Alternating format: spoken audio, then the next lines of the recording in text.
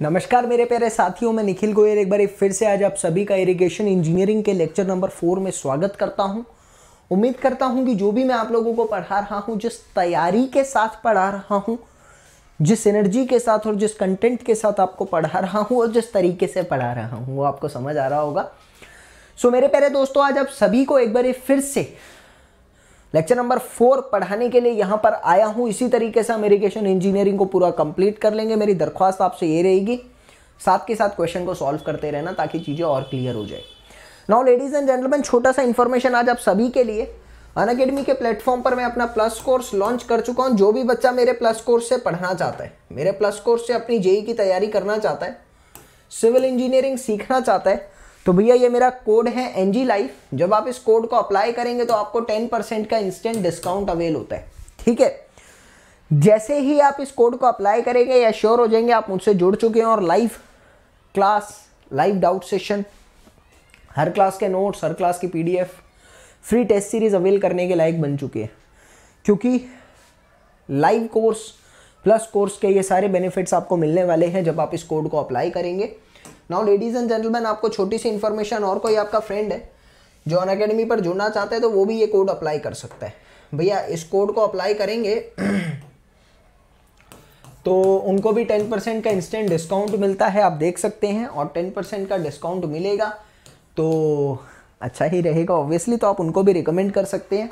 Unacademy पर 32 categories में आपको कोर्सेज की तैयारी करवाई जाती है। ठीक है, तो कोई भी कोर्स आप तैयारी करते हैं इंडिया के टॉप एजुकेटर से पढ़ने के लिए, ये कोड अप्लाई कर सकते हैं। जब आप पेमेंट करेंगे ना साहब, पेमेंट करते टाइम आप लोगों को यहाँ पर एक ऑप्शन मिलता है एनजी लाइव का। जैसे ही एनजी लाइव पुट करेंगे आपको 10% का डिस्काउंट, और 1 साल की कॉस्ट 5400 और 2 साल की 6500 रुपये के आसपास आपको पड़ती है।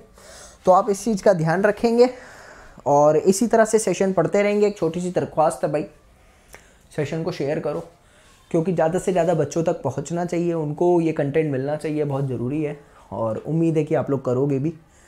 तो इसी तरह से पढ़ने के लिए सेशन को शेयर करो, वीडियो को लाइक करिए पसंद आ रही है तो। चलो सेशन पढ़ते हैं यार। Name is water requirement of the crop. अभी water requirement of the crop से हम लोग क्या समझते हैं?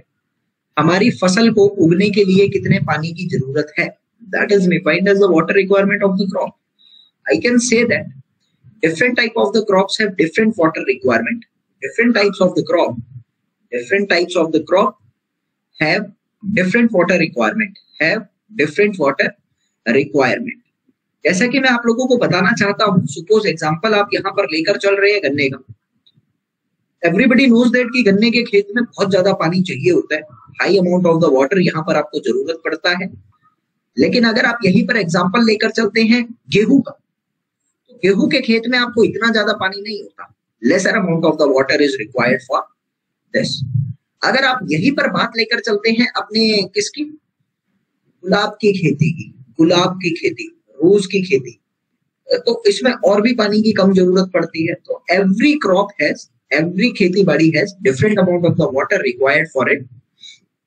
अभी मेरी बात आती है यहां से कि इस टोटल चैप्टर के अंदर हम लोगों को सीजन से रिलेट करते हुए एफिशिएंसी तक जाना है और उसके न्यूमेरिकल को सॉल्व करना है।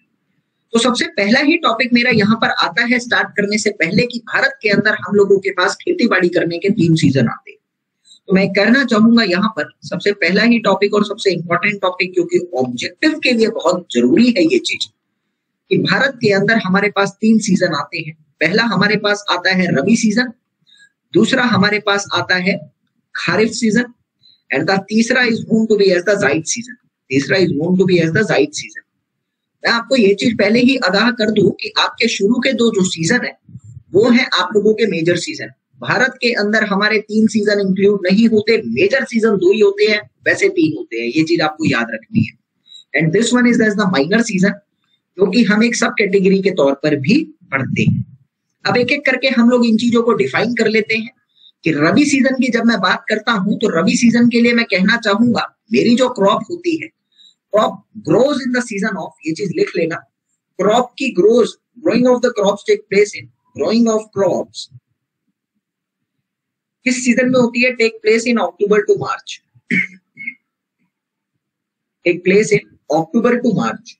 अभी ये चीज इंपॉर्टेंट है आपके लिए, आपको याद रखनी है, अक्टूबर टू मार्च। अभी बात आती है यहाँ पर लेडीज एंड जेंटलमैन, बट एक सेंटेंस और लिख लो जो कि बच्चों के लिए कंफ्यूजन क्रिएट कर सकता है। Growing of the crop take place in October to March, but sowing of the seeds for the crop, requires warm season. अब मेरी बात को समझना, मैं वार्म सीजन के ब्रैकेट में एक छोटा सा सेंटेंस लिखने वाला हूँ, स्टार्टिंग ऑफ अक्टूबर। अब जैसा कि आप लोगों को पता है कि स्टार्टिंग ऑफ अक्टूबर में हमारे पास कोई ठंड नहीं आती, लेकिन यहाँ पर लेडीज एंड जेंटलमैन आप लोगों को take place in winter season, ऐसा लिख लेता हूँ, टेक प्लेस इन विंटर। मैंने आगे आप लोगों को समय लिखवा दिया कब से कब तक होता है, लेकिन जब हम बीज उगाते हैं तो बीज उगाने के टाइम पर जो सीजन होता है उसको थोड़ी सी गर्मी चाहिए होती है, वार्म सीजन की जरूरत होती है। हाँ, इसीलिए हम इसको कहते हैं स्टार्टिंग ऑफ अक्टूबर में सीड उगते हैं और उसके बाद हमारी ग्रोइंग होती है। तो अगर आप एई का या पीएससी का क्वेश्चन पेपर देखेंगे तो आप लोगों से कभी भी ये सन के बारे में नहीं पूछेगा, आप लोगों से कभी भी ये मंथ के बारे में नहीं पूछेगा। अब आप लोगों को क्वेश्चन घुमा के देने लग गया है, तो आप लोगों से यही पूछ लेगा कि रबी सीजन में सीड की ग्रोइंग की कंडीशन या फिर उसका सीजन क्या है। तो ये चीज आपको ध्यान रखनी है, ठीक है। इसी के साथ लेडीज एंड जेंटलमैन दूसरा मेरा आता है, that is known to be as the Kharif season. Now what is the Kharif season? अभी मेरी बात को क्लियर करना, देखिए क्या होता है यहाँ पर। I am saying that ladies and gentleman October से मार्च ये आता है, मार्च के बाद हमारा अप्रैल आता है, अप्रैल से लेकर सितंबर तक के बीच में इसका सीन चलता है, बट आजकल ये सब नहीं पूछेगा। मैं आपको कहूं यार तुम एग्जाम देने जा रहे हो, तुम इंजीनियर बनने जा रहे हो और मैं तुमसे एबीसीडी पूछ लूं तो तुमको हंसी आएगी। जो पेपर सेट करता है उसको पता है ये बहुत इंपॉर्टेंट है और बच्चे इसको रट के बैठे हैं। अभी आजकल मैं आप लोगों को बताऊं यहाँ पर देखिए, प्रैक्टिकली तक विंटर चाहिए सोइंग में, नहीं बिल्कुल गलत कह रहे हैं आप। अक्टूबर के महीने में नहीं आती वो चीज। मेरा कहने का मतलब है कि आप ट्रांजिशन जोन पे लगाते हैं, आप सर्दी नहीं कह सकते उसको सोइंग के टाइम पे, ठीक है। चलो, तो अभी मेरी बात को क्लियर करना, खरीफ सीजन की मैं बात करूं यहाँ, तो खरीफ जाहिर सी बात है अक्टूबर से मार्च ये है, तो अप्रैल से सितंबर का ये रहेगा। लेकिन सेंटेंस थोड़ा सा बदल जाता है। सेंटेंस में आपको क्या कहता है कि it take place from the starting of the southwest monsoon, from starting of southwest monsoon, it take place from the starting of the southwest monsoon to the end of the southwest monsoon, ये southwest monsoon के duration के time पर ये crop उगती है। आपको ये चीज याद रखनी है, south west monsoon is the main word जो कि आपसे ऑब्जेक्टिव में आप पूछा जा सकता है। तो इसी के साथ मैं आप लोगों को एक चीज और कहना चाहूंगा, due to this reason it is also called as monsoon crops. इसी रीजन के कारण हम इसको मॉनसून क्रॉप्स के नाम से जानते हैं। Due to this it is also called as monsoon crop. इसको हम लोग मॉनसून क्रॉप के नाम से भी जानते हैं। ये चीज आप लोगों को याद रखनी है, that is also the major part. अब इसी के बाद मेरी एक छोटी सी लाइन और याद रखना कि ये सर्दियों में उगने वाली क्रॉप है, तो मैं यहाँ पर भी एक सेंटेंस लिखना चाहूंगा कि due to this it is called as due to winter season it is called as winter crop. इसको हम लोग विंटर क्रॉप के नाम से भी जानते हैं। तो आप ये छोटी छोटी सी चीजें इनकी याद रखेंगे। अब साथ में मैं आप लोगों को ये भी लिखवा देता हूँ कि एग्जाम्पल ऑफ रबी क्रॉप्स आपके अकॉर्डिंग क्या क्या होते हैं। आपके एग्जाम्पल रबी क्रॉप्स के क्या क्या हो सकते हैं लेडीज एंड जेंटलमैन? मैं कहूंगा आपके वीट हो सकता है, आपका ग्राम हो सकता है, आपका बार्ले हो सकता है, वीट हो सकता है, बार्ले हो सकता है, ग्राम हो सकता है, सरसों हो सकता है, मटर हो सकता है, पीस, ठीक है। अभी इसी के साथ मैं लिखना चाहूंगा example of kharif crops. Example of kharif crop आप लोगों के क्या क्या हो सकते हैं लेडीज एंड जेंटलमैन? जैसे मैंने यहाँ पर कहा मूंगफली, मूंगफली के साथ मैंने यहाँ पर लिख दिया जूट, बाजरा, ज्वार, राइस, सोयाबीन, बस बहुत है, ठीक है। अब तीसरी जो क्रॉप आती है that is known to be as the Zaid crops. Zaid crops क्या होती है? I will say that the crops which actually growing whole over the year. जो क्रॉप सारा साल उगती रहती है that are known to be as the Zaid crops, तो आप लोगों को मैं कहना चाहूंगा the crops which grows all of the year. अब एक छोटा सा होमवर्क करके लिखना है यहाँ पर। आप लोगों को क्या करना है, आप लोगों को 4 इसके एग्जाम्पल याद करने हैं। ये आप लोग गूगल से करना ज्यादा अच्छा रहेगा, थोड़ा खुद से करोगे तो ठीक रहेगा।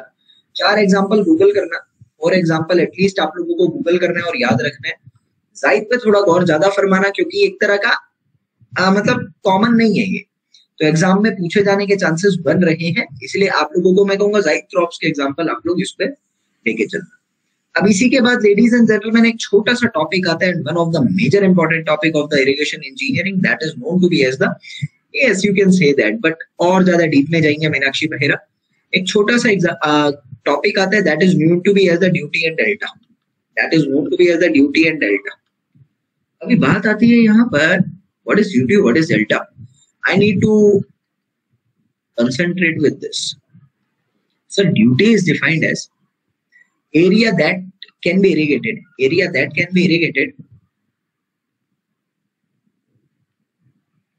by 1 meter cube per second of the water.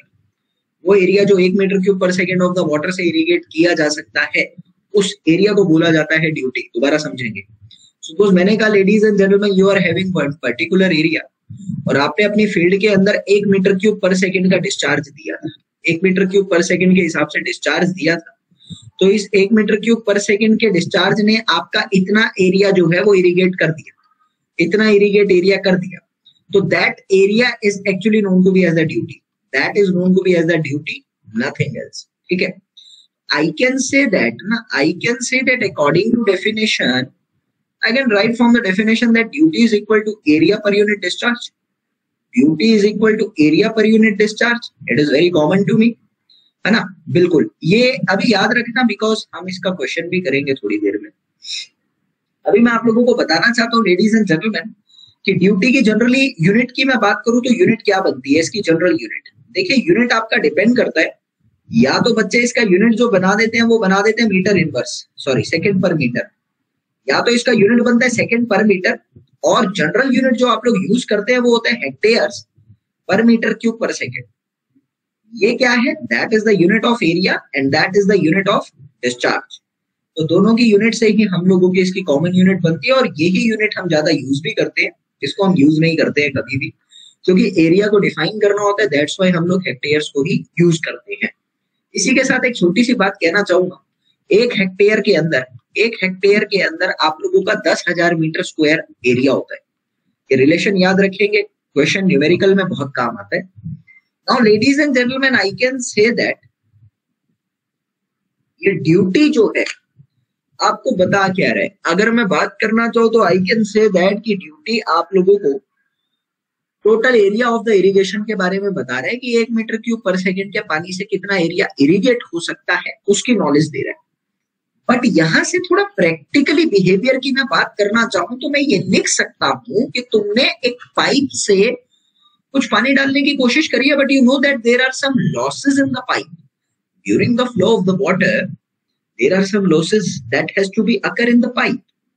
ठीक है, लॉसेस तो होंगे, आई कैन से दैट ना कि उन लॉसेस के कारण 100% एफिशिएंसी के साथ पानी नहीं पहुंच रहा। तो कहीं ना कहीं मैं ये कह सकता हूं कि ये मुझे कहीं ना कहीं पानी के कन्वेयंस और स्टोरेज सिस्टम का डाटा भी प्रोवाइड करता है इनडायरेक्टली। मैं लिख देता हूं, आपको फिर समझ में आ जाएगा। ड्यूटी रिप्रेजेंट्स व्हाट्स, ड्यूटी मेरे को क्या बता रहा है, ड्यूटी मेरे को ये बता रहा है, it represents the conveyance system, it represents the conveyance system of the water, it represents the conveyance system of the water and storage system of the water. भाई इस छोटी सी चीज को मैं कह सकता हूं कि जितना ज्यादा एरिया इरिगेट हो रहा है उस पर्टिकुलर डिस्चार्ज के अंदर, उतना अच्छा कन्वेयंस सिस्टम है, और जितना ज्यादा पानी अवेलेबल हो रहा है भेजने के लिए उस एरिया को इरिगेट करने के लिए, उतना अच्छा स्टोरेज सिस्टम है। तो ड्यूटी इनडायरेक्टली कहीं ना कहीं इन चीजों को प्रैक्टिकली बिहेवियर से समझने के लिए काम आती है।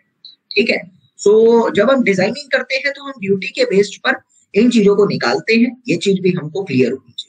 ठीक है, चलिए अब मेरी बात आती है, अब्दुल वाहिद खान स्वागत है आपका। अब मेरी बात आती है कि ड्यूटी जो है वो बहुत सारे फैक्टर्स पे डिपेंड करती है, factors on which duty depends, किस किस फैक्टर पर आपकी ड्यूटी डिपेंड करती है, इन चीजों पर भी हम जान कर लेते हैं थोड़ी सी। पहला फैक्टर मेरे पास आता है ladies and gentleman, type of crop. Her crop के लिए पानी की रिक्वायरमेंट अलग होती है, तो हर क्रॉप का ड्यूटी भी अलग होता है। किस मेथड से हम इरिगेशन कर रहे हैं उस पर भी डिपेंड करेगा ये। तीसरी चीज मेरे पास आती है कि मेरी कैनाल की कंडीशन क्या है, उस पर भी डिपेंड करेगा ये। कैनाल की कंडीशन हो गई, उस पर भी डिपेंड करेगा। Fourth one is known to be as the climatic condition, कैसी है उस पर भी डिपेंड करेगा। जाहिर सी बात है, गर्मी है सर्दी है, पानी तो उसी हिसाब से जरूरत पड़ेगी। सॉइल पे भी डिपेंड करेगा, मिट्टी कैसी है। उसके बाद ladies and gentleman, rabi crop है, खरीफ क्रॉप है, उस पे तो क्लाइमेटिक कंडीशन में आ जाएगा, या फिर मैं ऐसा कह सकता हूँ सीजन ऑफ द क्रॉप पे, सीजन ऑफ द क्रॉप्स पे भी डिपेंड करता है। तो ये ड्यूटी जनरली 6 फैक्टर्स पे डिपेंड करता है, आप लोगों को याद रखना है। ऑब्जेक्टिव में पूछ भी लेता है कई बारी, तो इसीलिए मैं कहना चाहूंगा प्लीज कंसंट्रेट करके चलिएगा, ठीक है। चलो, और नेक्स्ट क्लास में जब मैं आऊंगा, मैं पहले ही बता दूं, कल सुबह 9 बजे आपकी क्लास है ना एक, तो नेक्स्ट क्लास में जब मैं आऊंगा तो सभी से दिली दरख्वास्त रहेगी कि प्लीज पढ़ के बैठिएगा, क्योंकि मैं आप लोगों के लिए क्वेश्चन लेकर आऊंगा। तो करीब 20 से 30 क्वेश्चन डिस्कस कर लेंगे, जल्दी जल्दी डिस्कस कर लेंगे, तो प्लीज आप लोग पढ़ के बैठना ताकि अच्छा रहेगा, ठीक है। तो अभी इसके बाद मेरी बात आती है लेडीज एंड जेंटलमैन के टाइप ऑफ ड्यूटी क्या होता है। ड्यूटी की टाइप्स कितनी होती है? Type of duty generally there are 2 type of the duty. One is, question नहीं मिला है, मैं एक बार चेक कर लेता हूँ, बता दूंगा। पहला होता है मेरा फ्लो ड्यूटी, पहला होता है मेरा फ्लो ड्यूटी। दूसरा होता है मेरे पास यहाँ पर storage duty. Now I will say that when the supply of the water is from the continuous system, when the supply of the water is from the natural or the continuous system, suppose मेरे पास एक नहर वो बह रही है, नदी बह रही है, और मैंने डायरेक्ट नदी का पानी डाइवर्ट करके अपने खेतों में डाल दिया, that is the flow duty। Flood का पानी आ रहा है, कॉन्टिन्यूस पानी चल रहा है, नेचुरल तरीके से आ रहा है, that is the flow duty. अगर पानी को स्टोर करके मैं ला रहा हूं, अगर पानी को मैं स्टोर करके ला रहा हूं, टैंक से पानी ला रहा हूं, तो मैं कहूंगा कि वो स्टोरेज ड्यूटी है, ठीक है। तो आई will say that when water is from direct source, when water is from direct source required for the irrigation,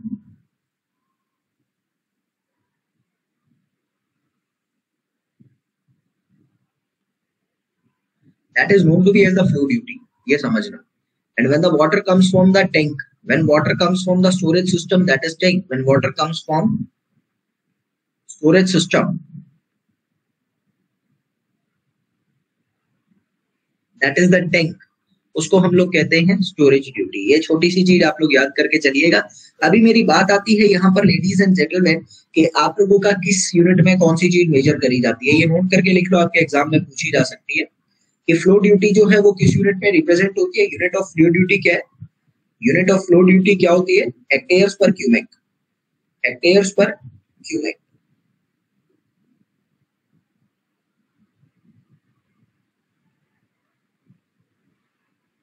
और यूनिट ऑफ स्टोरेज ड्यूटी क्या होती है? That is known to be as the hectare per million, hectare per million water cube, per million metre cube of the water, per million cube of the water. ये आपको याद रखना जरूरी है। तो कौन सी चीज है वैसे तो क्लियर होनी चाहिए एक एक बात। आगे मेरी बात आती है एक छोटी सी, that is known to be as the delta. Now what is the delta? Sir I will say that it is defined as the total depth of the water. It is defined as total depth of the water required for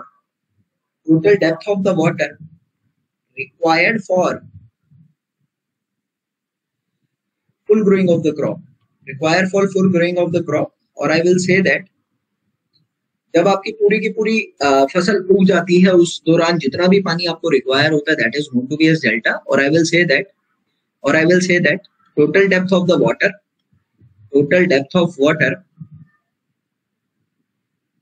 required for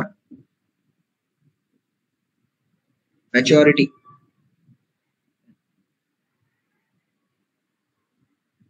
required up to the maturity of the crop।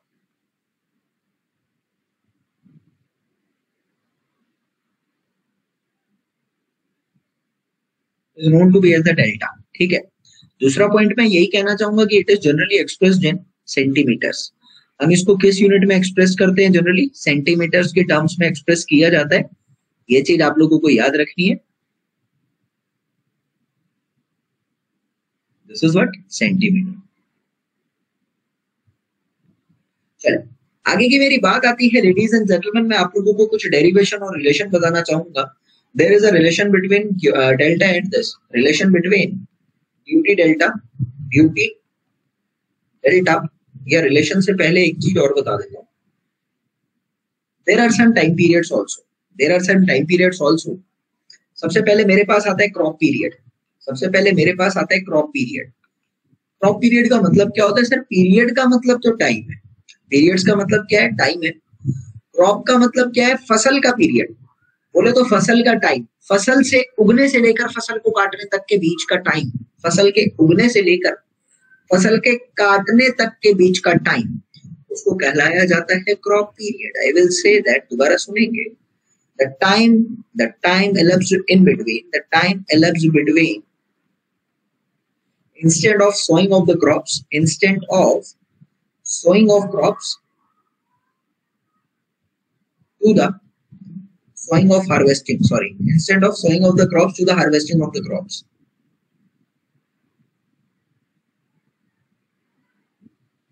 is known to be as the crop period। कोई doubt ही नहीं है, sowing of the crop से लेकर harvesting तक के सारे समय को हम लोग कहते हैं क्रॉप पीरियड। ये चीज हम लोगों को क्लियर होनी चाहिए।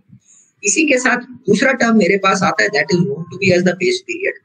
Now what is the base period? I will say that base period क्या होता है कि आप लोग क्या करते हैं, जब आप फसल को उगाते हैं, फसल उगाने से पहले पानी डालते हैं, फसल उगाने से पहले मिट्टी में पानी डालते हैं ताकि मिट्टी आपकी मॉइस्चर से भर जाए। आफ्टर दैट आप उसमें बीज बोते हैं और फिर आप लोगों का काम होता है। ये चीज आपको पता है। I will say that it is the time elapsed between, मेरे शब्दों पर गौर दीजिएगा अभी, time elapsed between first watering, time elapsed between first watering for the preparation of the land, first watering for preparation of the land. What do you mean by the preparation of the land? जमीन को तैयार करना बीज बोने के लिए, for sowing seeds, the last watering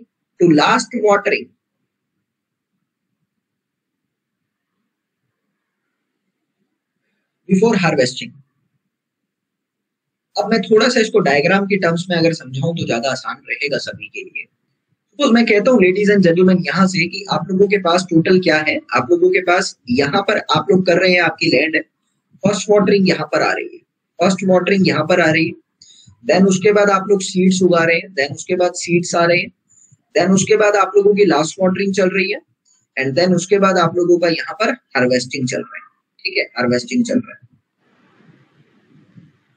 तो आई will say that कि आप लोगों का टोटल यहां से लेके यहां तक का जो समय है, यहां से लेके यहां तक का जो समय है, दैट समय is known to be as the crop period, that समय is known to be as the crop period. और यहां से यहां तक का जो समय है, यहां से यहां तक का जो समय है, that period is known to be as the base period. इसको हम लोग बेस पीरियड के नाम से जानते हैं। अब एक छोटी सी बात आप लोगों को याद रखनी है, नोट करके अपने दिमाग में बिठा लीजिएगा कि crop period is generally greater than base period. Crop period हमेशा बेस पीरियड से बड़ा होता है। ठीक है, ये पहली बात। दूसरी बात मैं यहाँ पर लिखना चाहूंगा नोट में कि crop period and base period जो है denotes in days। Crop period and base period are denote in, मेरी अंग्रेजी पे मत जाइएगा यार, ठीक है ना।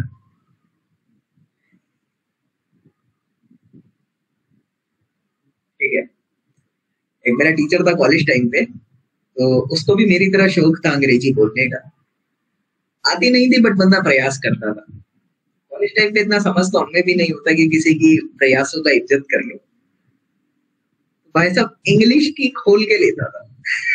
एक बार क्लास में बैठे हुए थोड़ा शोर कर रहे थे, तो भाई साहब वो होता है ना टीचर के अंदर फुल जोश, ये दरवाजे पे डस्टर मारा तो आवाज गूंज जाए, एकदम बच्चा शांत हो गया।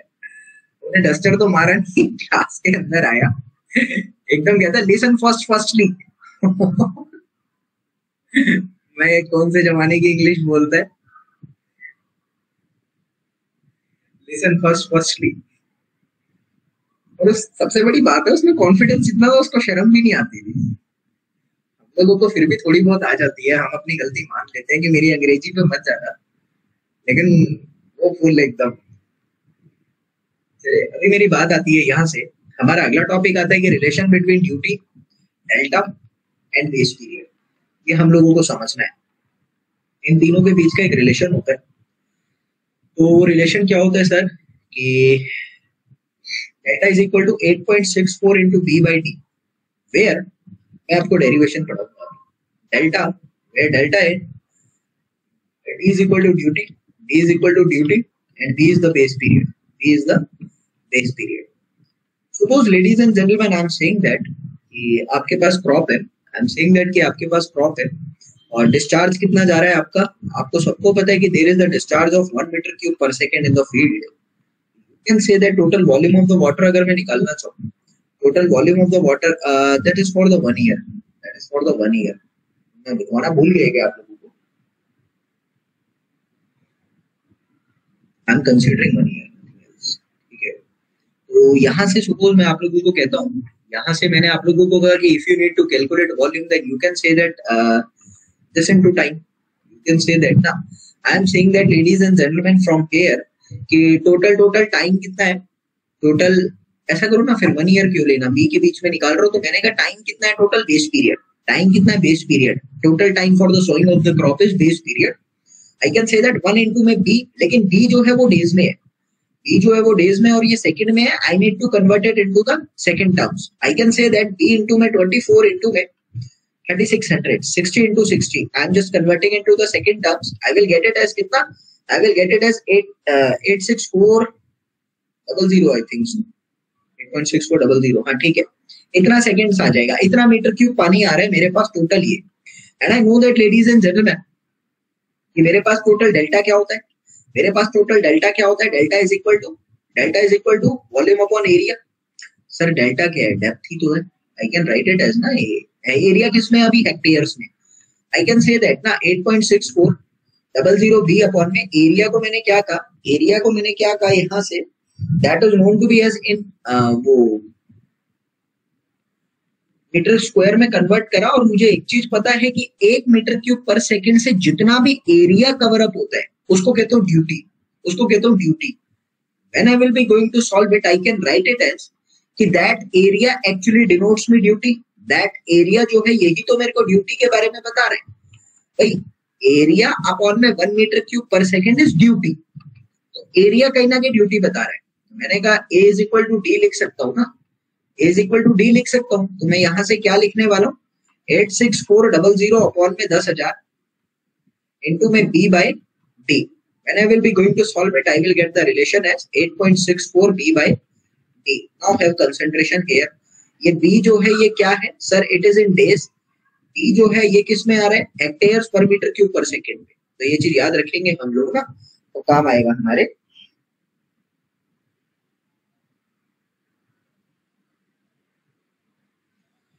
हाँ जी, ये किस में आ रहा है, that is in the unit of hectares per cubic, hectares per metre cube per second पे। और ये किस में आ रहा है, that is in days.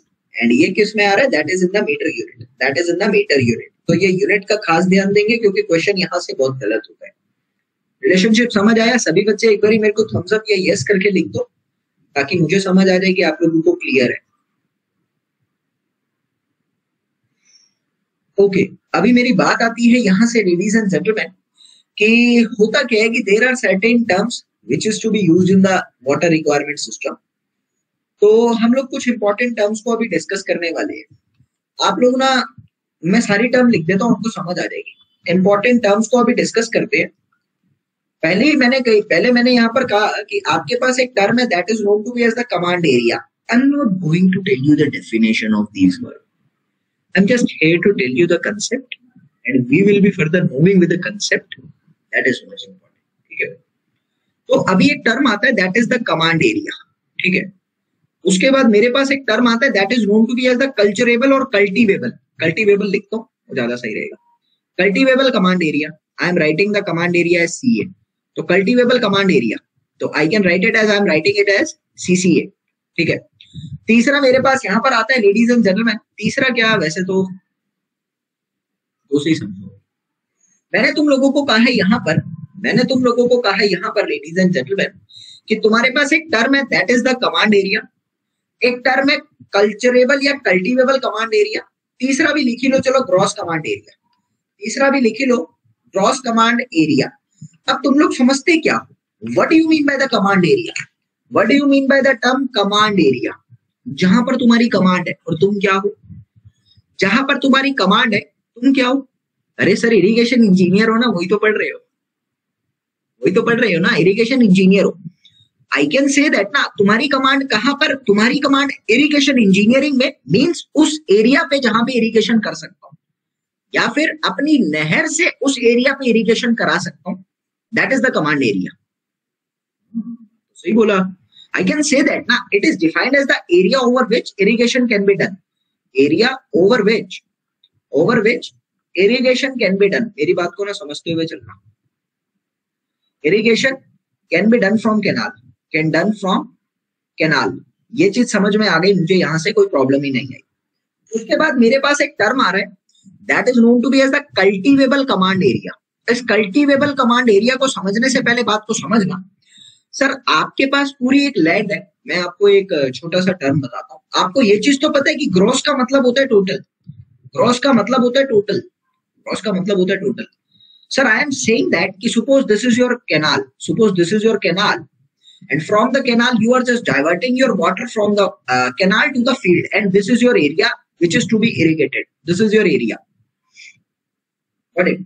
And I am saying that कि this area is also having some boundaries which is in the form of the drainage. This area is also having some boundaries which is in the form of the drainage. Now, ladies and gentlemen, have a concentration here. This is the drainage system. And it includes in the field. You can say that it is the canal बिल्कुल separate, लेकिन canal से field तक पानी लाने वाले pipe को मैं क्या कहूंगा, कन्वेयंस पाइप। और तुम्हें एक चीज तो पता है कि without the help of the conveyance channel तुम पानी ला ही नहीं सकते। शब्दों पर गौर देंगे, तुम कह सकते हो ये चीज कि ये जो कन्वेयंस चैनल है ये मेरे इरिगेशन प्रोजेक्ट में इंक्लूड होगा। सर मुझे कोई काम स्टार्ट करना है और किसी सामान की जरूरत है तो वो मेरे खर्चे में गिना जाएगा ना, उसके बिना मेरा काम नहीं हो सकता। मैंने कहा without the help of the conveyance channel I can not start my irrigation project, so it is the part of my irrigation project. And I can also say that that area which is covered under the conveyance channel,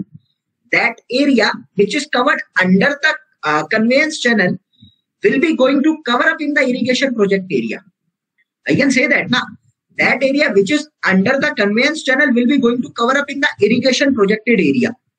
Sir, I know that कि मेरा जो area of consideration था वो area of concentration मेरा यहीं से start हो गया था और यहां तक चला था। ये क्या बता रहा है, this tells me about the area of concentration, have a concentration on my area, ठीक है। I am saying that is the area of concentration. I am saying that ladies and gentleman, ये क्या है, ये है मेरा एरिया ऑफ कॉन्सेंट्रेशन। और यहां पर मैंने कहा कि this is my drainage system, इसी ड्रेनेज सिस्टम के बीच में मेरी खेती तो होगी, यहां मेरी खेती रुक सकती है। This is actually the cultivable area. मेरी बात को ना अभी क्लियर करते हुए चलना और ज्यादा समझ आ जाएगा। मैंने कहा है यहां से कि this is actually the cultivable area. अभी तुम लोगों को एक चीज समझते हुए चलनी है कि सर आपकी कमांड कहां से स्टार्ट होगी। आप एक इरिगेशन इंजीनियर हो, आपकी कमांड कहां से स्टार्ट होगी। मैं एक ही बात कहूंगा, मेरी कमांड यहां से स्टार्ट होगी। मेरे को अपने कन्वेंस चैनल को भी मैं किसी चीज में एक पैसा लगा दूं, मैं उस पर मक्खी ना भी नखने दूं, ये तो फिर भी मेरी जमीन का टुकड़ा है। सिंपल सी बात है। सही बोल रहा हूं मैं, कोई गलत थोड़ी बोल रहा हूं। आई can say that ladies and gentleman कि तुम्हारी जो कमांड है वो यहां से स्टार्ट होगी और यहां तक चलेगी full area. Sir command area समझ में आ चुका है, जिस एरिया में कमांड है। अभी मैंने कहा कि अब तुम कमांड तो कर रहे हो, लेकिन तुम्हारी ओरिजिनल इरिगेशन फील्ड कौन सी है? वो सिर्फ यही है। ओरिजिनल इरिगेशन फील्ड मेरी ये है, ओरिजिनल इरिगेशन फील्ड मेरी ये है, लेकिन इसमें से जो फसल उग रही है वो इसके भी अंदर आ रही है। I can say that ladies and gentleman, sir gross area बोले तो फील्ड का एरिया, लेकिन उसमें से जितने पोर्शन पे खेती उग रही है that is the cultivable area, और जितने पे नहीं उग रही that is the non cultivable area. I can say one thing to you ladies and gentleman, gross area बोले तो total area of the field, total area of the field, total area of the field including drainage system, including drainage system. ये समझ में आ रहा है कि नहीं आ रहा? Including drainage system. And I am also saying that total area of the field on which, total area of the field, total area of the field on which crops can grow, crops can grow। तो मुझे ये चीज तो समझ में आ गई है कि gross area will be going to include what. Gross area अपने अंदर क्या समा के रख रहा है? मैं यहां से एक चीज तो जान के लिख सकता हूं ना कि ग्रॉस एरिया के अंदर दो चीजें आ रही है। Gross area includes drainage system plus drain system. Drainage कौन सी रहेगी sir? Open drains. Drainage open drains रहेंगी, सरफेस ड्रेन्स रहेंगी। Drainage system plus cultivable command area, CCA। समझ में आ रहा है sir? I am also saying one thing to you, you can say that कि कमांड एरिया सबसे बड़ा होगा। एरिया के पोर्शन पे अगर लिखना चाहूं, कमांड एरिया सबसे बड़ा होगा, उसके बाद मेरा CCA आएगा, सॉरी GCA आएगा, उसके बाद मेरा CCA आएगा। इसमें कोई डाउट ही नहीं है, ये चीज भी क्लियर है सभी को। एक एक चीज क्लियर होना चाहिए, छूटना नहीं चाहिए, वो फील नहीं आता। ठीक है, चलिए।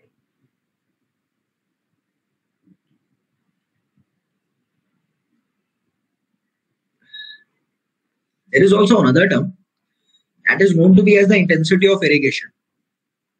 That is also known to be as the intensity of irrigation. Now everybody can define it. What do you mean by the intensity of irrigation? Can you please define it to me?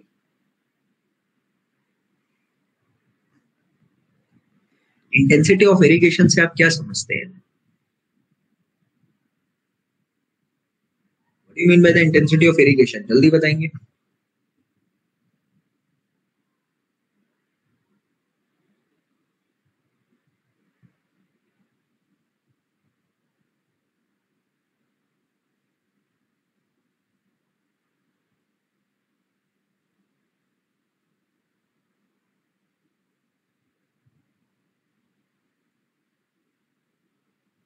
Obviously, I will say that कि कितना percent area मैंने यहाँ पर अपना irrigate किया है।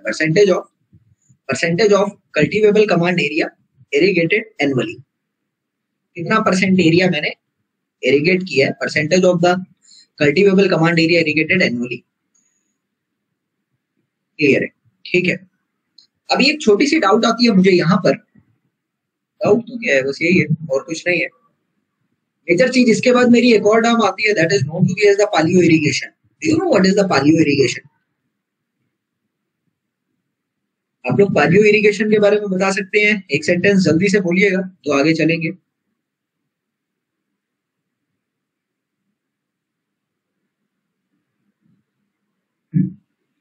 I will say that it is the first watering. It is the first watering.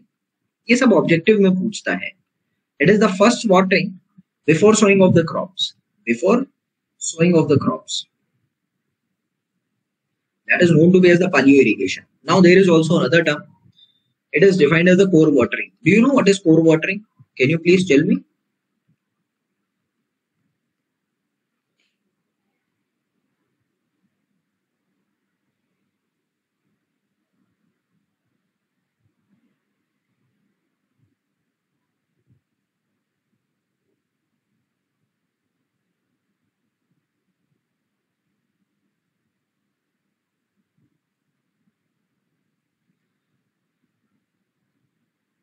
It is defined as the first watering. It is defined as first watering.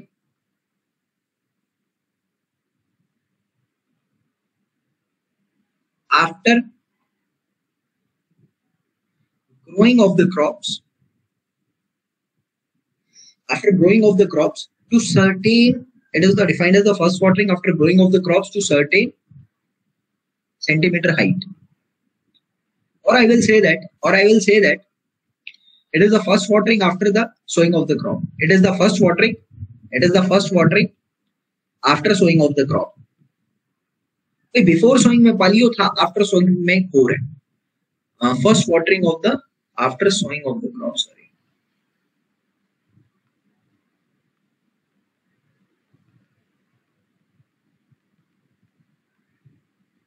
Now, ladies and gentlemen, have a concentration here. There are two terms that are known to be as the core depth and core watering. Sorry, core depth and core period. So the amount of the water, the amount of the depth of the water which is required for the core watering is known to be as the core depth. Basic सी चीज है, नाम suggest कर रहे हैं, जरा इसको define कर लेते हैं. So what do you mean by the core depth? I will say that amount of the water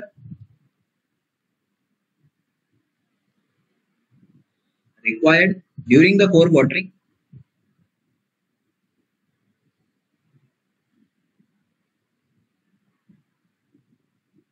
is called core depth.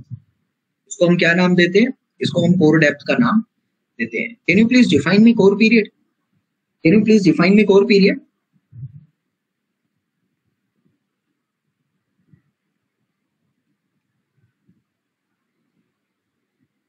Can you please define me core period?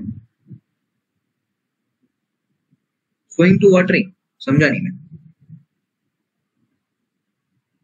अच्छा अच्छा अच्छा. Yes yes yes yes yes.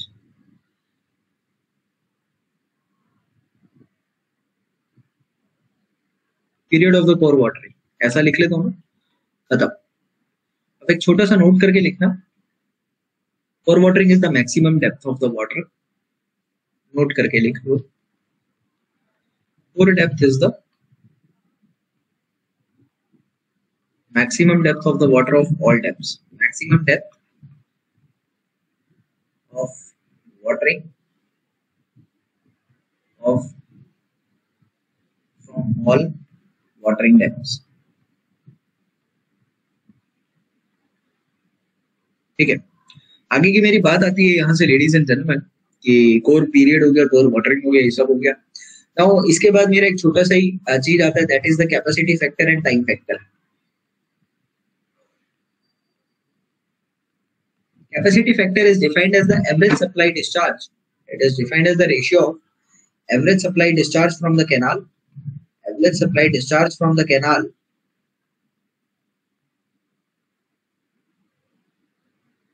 to the main supply discharge from the canal. To the main supply discharge, sorry, main बोले तो maximum. To the maximum supply discharge from canal.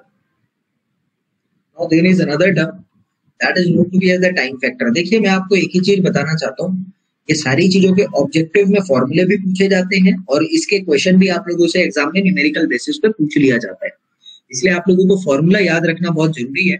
और ऐसा कोई physical significance अलग है भी नहीं कि मुझे कोई समझाना पड़े. सबको पता है कि एवरेज टू मैक्सिमम का रेशियो कैपेसिटी फैक्टर है. What is the capacity factor? कि आपकी कैनाल में से कितना डिस्चार्ज आ रहा है, एक बारी में कितना लिया जा रहा है और एक बारी में मैक्सिमम कितना था. तो we are just comparing the average discharge from the maximum value, that is the capacity factor, nothing else.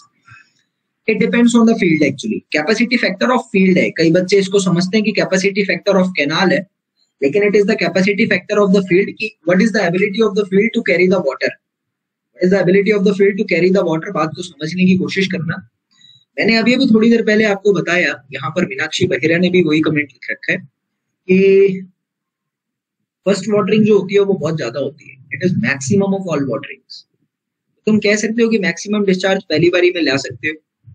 उसके बाद तुम कह सकते हो कि डिस्चार्ज जनरली कम जाता है and it is a variable. कई बारी कम, तो गर्मी बहुत पड़ रही है तो ज्यादा भी जा सकता है. तो मैं क्या कर रहा हूँ, it actually tells me the capacity of the field कि वो कितना पानी ले रहा है, कितना पानी रोक रहा है. तो वो कैपेसिटी फैक्टर से मुझे पता लगता है. समझ में आ रहा है कैपेसिटी फैक्टर की प्रैक्टिकल सिग्निफिकेंस क्या है. ठीक है. टाइम फैक्टर आपको क्या बताता है? टाइम फैक्टर आता है कि साल के अंदर आप लोगों का कैनाल कितने दिन चला, number of days. Time factor is the number of days for which canal runs, for which canal actually run. कितने दिन के लिए कैनाल से पानी लिया गया, कितने दिन के लिए कैनाल से पानी लिया गया और टोटल वाटरिंग पीरियड कितना था, number of days for the watering period कितना।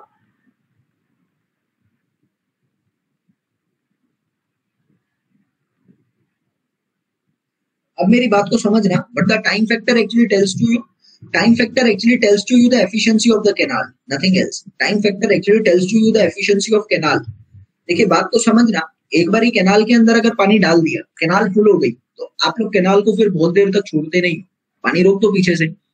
लेकिन अगर कैनाल के बहुत एफिशिएंसी है कैनाल की, तो वो लॉसेस कम करेगा, लॉसेस कम करेगा तो पानी will be available for maximum number of days, ज्यादा वाटरिंग कर सकता हूँ। तो मैं यही कहना चाहता हूँ कि अगर कैनाल की एफिशिएंसी अच्छी है तो तुम लोगों का टाइम फैक्टर कम आएगा, तुम लोगों का टाइम फैक्टर कम आएगा, क्योंकि सॉरी हाँ टाइम फैक्टर कम आएगा, क्योंकि कैनाल को एक्चुअली में रन आप बहुत कम दिनों के लिए करोगे। लेकिन अगर कैनाल की एफिशिएंसी बहुत कम है तो आपको बहुत दिन के लिए कैनाल को रन करना पड़ेगा, टाइम फैक्टर ज्यादा आ रहा है। ठीक है, तो ये चीज आपको ध्यान रखनी है। That is actually the practical significance of canal and that is the practical significance of field. आगे मेरी बात आती है यहाँ से लेडीज एंड जेंटलमैन, छोटी सी टर्म और आती है, that is known to be as the crop ratio. Now what is the crop ratio? What is the crop ratio? Can anybody tell me? I'll say that it is defined as the ratio of area to be irrigated in rabi crops to kharif crops। यही आता है और कुछ नहीं है। Area under खरीफ crop, आप गलत कह रहे, तो नहीं कह रहे, रबी टू खरीफ होता है, रबी खरीफ रेशियो है ये। Ratio of the area of the land, area to be irrigated rabi crops to area irrigated in kharif crops.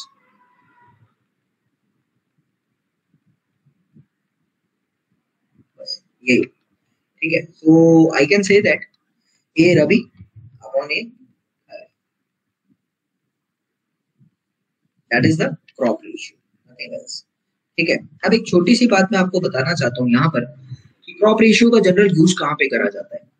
देखिए अभी थोड़ी देर पहले मैंने आपको पिछले लेक्चर में, लेक्चर नंबर 4 में, सॉरी पिछला नहीं अगला लेक्चर जो पहले हो गया, उसमें मैंने आपको क्रॉप रोटेशन के बारे में बताया था। What do you mean by the crop rotation? Sir पानी अगर बहुत ज्यादा अप्लाई किया जा रहा है तो हम दूसरी फील्ड में कम पानी वाली क्रॉप्स को लगा देते हैं ताकि उसकी मेंटेनेंस जारी रहे, soil. That is the process of crop rotation, I have already told you. Now you can say that कि with the help of the crop ratio term, आप यहाँ पर कहीं ना कहीं क्रॉप रोटेशन से इसको रिलेट कर सकते हैं। भाई आपको अगर ये पता है कि इसने कितना एरिया इरिगेट किया है, पानी पीछे से कांस्टेंट डिस्चार्ज से आ रहा है, यहाँ पे आपको पता है कि इसका कितना और है, then you can say that कि एक्चुअली में क्रॉप रेशियो से क्रॉप रोटेशन की टर्म्स को आप सिग्निफाइज कर सकते हैं। So I can say that this crop ratio helps and this crop ratio helpful in crop rotation. Crop ratio crop rotation के लिए बहुत हेल्पफुल रहती है। इससे मुझे ये पता लगता है कि मुझे कितनी डेप्थ के पानी के लिए सॉइल की अभी जगह बची है और उसके हिसाब से मैं कौन सी क्रॉप उसमें लगाऊं। That is the main thing, ठीक है। उसके बाद मेरे पास एक आता है आउटलेट फैक्टर, ये कुछ नहीं है, बेकार की बात है, हटाओ उसको, बाद में करेंगे। डायरेक्ट टर्म्स पर आते हैं, that is known to be as the irrigation efficiencies, ये बहुत जरूरी है। अगली मेरी टर्म आती है, that is known to be as the irrigation efficiencies. देखिए इरिगेशन सिस्टम में आप सभी को पता है,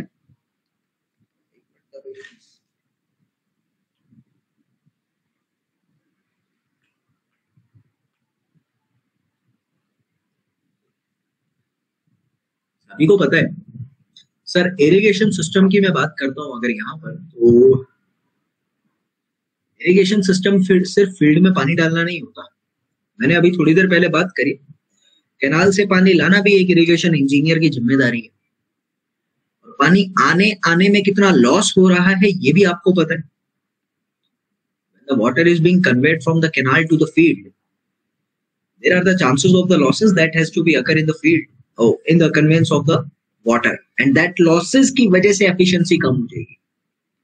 Sir, I will say that कि when the water is being transferred to the field, after transferring soil पे डिपेंड करता है कि मिट्टी में पानी कितना परकोलेट हो रहा है। अगर मिट्टी में परकोलेशन बहुत ज्यादा है, परमेबिलिटी बहुत ज्यादा है, then the water will be going to join the water table and it won't be available for the plant roots as well. I can say that efficiency कम हो गया. I can say that, ladies and gentlemen, कि मेरी field के अंदर मैंने अपने conveyance channel से पानी डालने की कोशिश तो करी, लेकिन फील्ड की इरेगुलरिटी की वजह से हर एरिया तक पानी डिस्ट्रीब्यूट नहीं हो रहा. तो जिस एरिया में पानी डिस्ट्रीब्यूट नहीं हो रहा, आई कैन से दैट वहां की क्रॉप बेकार हो जाएगी. वहां पे एक एफिशिएंसी डिनोट हो रही है कि पानी डिस्ट्रीब्यूट हो रहा है कि नहीं हो रहा. आई am saying that, ladies and gentleman, if there are the chances of the losses, if there are the chances of the losses, that losses can be the runoff losses, that losses can be the evaporation, that losses can be the percolation losses. I am saying that कि तुमने field में पानी तो डाल दिया, पानी store तो हो रहा है, बट अगर सॉइल की परमेबिलिटी बिल्कुल कम है तो तुम्हारा वो पानी रूट जोन तक नहीं जा पाएगा. शब्दों पर गौर देना. तुम्हारा वो पानी रूट जोन तक नहीं जा पाएगा. रूट जोन तक नहीं गया तो तुम फिर पछताओगे. क्यों सर? क्रॉप्स कैसे उगेंगी ना, तो वहां पर भी एफिशिएंसी कम हो जाएगी. 4 तरीके से बता चुका हूं मैं, जरा करके हम डिफाइन कर ले इनको. तो अभी पहली मेरी जो एफिशिएंसी आती है, there are 5 types of efficiencies actually which we use in the irrigation. पहली एफिशिएंसी जो मेरी आती है यहाँ पर, that is known to be as the conveyance efficiency. That is known to be as the water conveyance या conveyance efficiency. Second efficiency मेरी जो यहाँ से आती है, that is known to be as the water application efficiency. Third efficiency मेरी जो यहाँ से आती है, that is known to be as the water use efficiency. Fourth efficiency जो मेरी यहाँ से आती है, that is known to be as the distribution efficiency. The fifth efficiency which comes to us is storage efficiency. This is actually the main phenomena, और इसी चीज को मुझे अभी क्लियर भी करना है. अभी आप सभी को पता है मेरे प्यारे दोस्तों कि अगर मैं एफिशिएंसीज को डिफाइन करना चाहता हूं तो बेसिक टर्म क्या होती है. सबको एक चीज तो पता है कि भैया efficiency is denoted by input upon output. Efficiency क्या होता है? तो आउटपुट मुझे मिल रहा है with respect to the input, that is known to be as efficient. मैंने कहा मैंने एक बच्चे को दिए 10 रुपए, रिटर्न में उसने मुझे 15 कर दिए. मेरी नजर में वो बच्चा क्या हुआ बताना जरा. एफिशिएंट नहीं हुआ, हिसाब का कमजोर हुआ. ठीक है, तो मतलब मैंने इनपुट कितना दिया था और आउटपुट मुझे कितना मिल रहा है, that is actually terms efficiency. तो अभी मेरी बात आती है यहां से. जब मैंने आप लोगों को अभी अभी ये बोला कि एफिशिएंट नहीं हुआ, हिसाब का कम हुआ, तो मेरे दिमाग में एक डायलॉग आया. नाना पाटेकर की एक ऑडियो थी, बड़ी फेमस हुई थी उस टाइम पे. वो ऐसा बोल रहा था कि सूरज हुआ मध्यम, चांद ढलने लगा, मैं ठहरा रहा, जमीन चलने लगी, ऐसा कुछ. तो एकदम से नाना पाटेकर कहता है कोई प्यार व्यार नहीं है, ये भूकंप आया हुआ है, जल्दी से तू जा और बच. ठीक है, तो उस टाइप का कुछ वीडियो था, बड़ा सही गया था. अभी बात आती है, जरा एफिशिएंसी की बात कर लेते हैं यहाँ से. Now ladies and gentleman, I can say that whenever I am going to tell you about the conveyance. हाँ, ये देख संदेश मामरे, कुछ भी कहो, नाना साहिब है तगड़े. कन्वेयंस एफिशिएंसी की मैं बात करना चाहूँ तो तुम लोग यहाँ से कह सकते हो कि कन्वेयंस में कितना लॉस हो रहा है. कन्वेयंस में कितना लॉस हो रहा है तुमको यही तो पता करना है. तुम यहाँ से कह सकते हो कि तुमने पीछे से कितना पानी भेजा और फील्ड तक कितना आया. सर 100 रुपए भेजे थे, रास्ते में 50 कहाँ गए? वो हमारे सरकारी कर्मचारी खा गए. यही होता है. तो आई कैन से दैट ना कि water delivered to the field, water delivered to the field. Sir रटना मत, समझना, फॉर्मूला तो खुद बना दोगे. Water delivered to field upon में water sent to the field. अब तुम लोग जिंदगी में कभी भी देखना, ये फॉर्मूला कभी नहीं मिलेगा. ये फॉर्मूला है ही नहीं. फॉर्मूला यही है, वो शब्द अलग है उनके. तो मैंने तुम्हें जिस भाषा में लिखवाया है ना, वो बिल्कुल बेसिक है, बिल्कुल बेसिक है, और जिंदगी में तुम भूलने भी नहीं वाले. लेकिन वो भी लिख लो यार, कल को कोई किताब पढ़ो तुम मेरे को कह दोगे कि ये क्या लिखवा रहे हो. कन्वेयंस एफिशिएंसी बोले तो मैं ऐसा लिख लेता हूँ, WC, वाटर कन्वेयंस. मैं इसको ऐसा लिखना चाहूंगा, water delivered to the field, water delivered to the field upon में water diverted from the canal, upon water diverted from the canal to the field.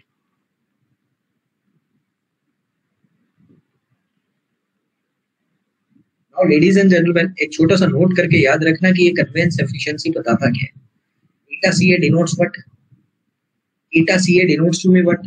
It tells me about the loss during conveyance of the water. Loss during conveyance of the water from canal to field. Simple सी बात है, from canal to field. ना, अब मेरी बात आती है second one, that is known to be as what? Water application efficiency. समझने का प्रयास करना.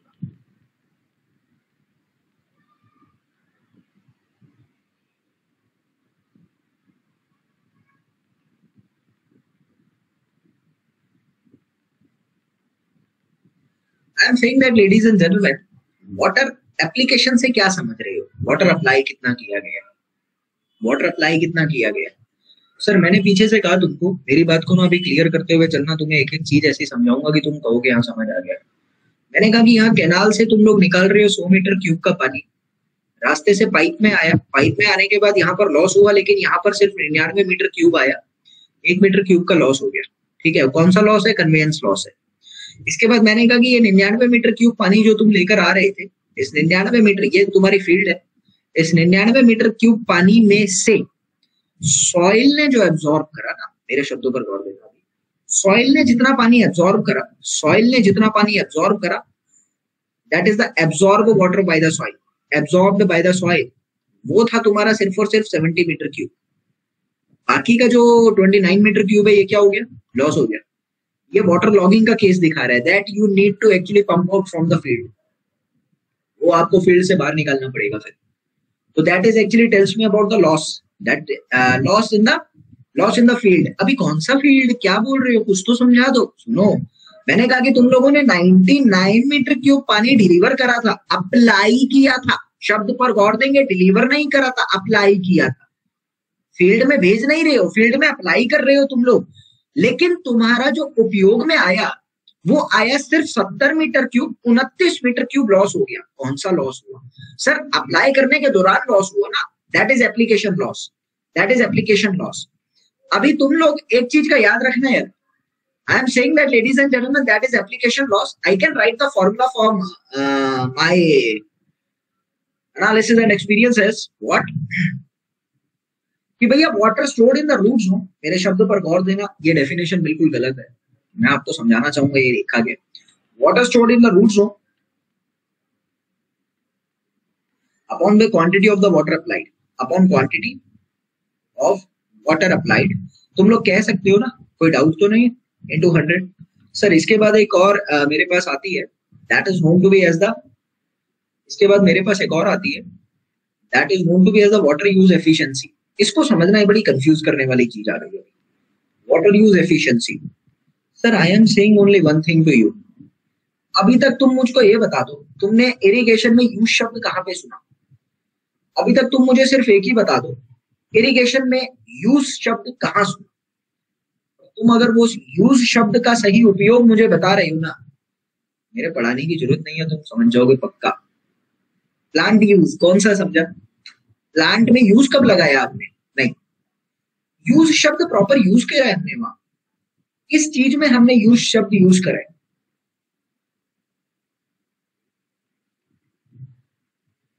नरपत माली, एक बात कहें हम आपको, दिल से मत लगाइएगा. जितना जोश से आपने हमें ये कहा था ना सर इरिगेशन, और जितने समय तक आपने वो चिल्ला के हमें कहा था इरिगेशन, हमने तो पुकार सुन ली, लेकिन हमारी आप नहीं सुन रहे, आप पढ़ नहीं रहे. आप ही नहीं, कोई भी नहीं पढ़ रहा. इस हिसाब से लेक्चर नंबर 4 में मैंने एक शब्द पढ़ाया था, that is the consumptive use. Teaching requirement में पढ़ाया था कंजम्पटिव यूज. इरिगेशन में शायद एक ही वर्ड है जिसके साथ यूज लगा है अभी तक. कंजम्पटिव यूज पढ़ाया था कि नहीं पढ़ाया था? Do you know the meaning of consumptive use? Do you know the meaning of consumptive use? And I will say only one thing to you, कि तुमने अप्लाई कितना किया था और उसमें से कंजम्पटिव यूज कितना हुआ है. बस हो गया काम. आई एम सेइंग दैट इसका प्रॉपर वाटर यूज का ऐसे लिख देता हूँ, ईटा यू, पीछे वाले को लिखता है ईटा ए, पीछे वाले को लिख देता हूँ ईटा ए, इसको लिख देता हूँ ईटा you. I can say that use में मैं लिख सकता हूँ कि वाटर यूज्ड एफिशिएंटली या इफेक्टिवली, कुछ भी लिख लो, इफेक्टिवली कर लो, ब्रैकेट में लिख लो कंजम्पटिव यूज, ये ज्यादा अच्छा रहेगा, ब्रैकेट में लिख लो कंजम्पटिव यूज। अभी मैं जो अपने मन के अंदर बात लेकर बैठा हूँ जरा सुनिएगा, quantity of the water delivered. अभी मेरी बात को क्लियर करना है यहाँ से लेडीज एंड जेंटलमैन। पीछे वाली भी बात करूं मैं तो पीछे वाला और ये वाला भाई बहन सा लग रहा है देखने में, कुछ अलग नहीं लग रहा। मेजर थिंग क्या आ रही है कि ये रूट जोन जो है ना यहाँ पर, ये चीज it actually includes the leaching requirement also. ये नोट करके लिख लेता हूं मैं कि वाटर एप्लीकेशन एफिशिएंसी इंक्लूड्स